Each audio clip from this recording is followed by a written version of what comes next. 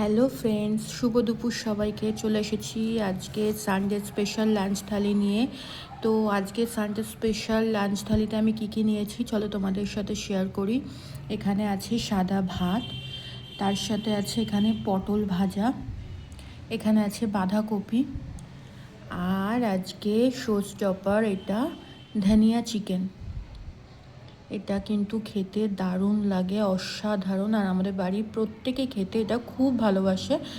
তো এটা হচ্ছে ধনিয়া চিকেন।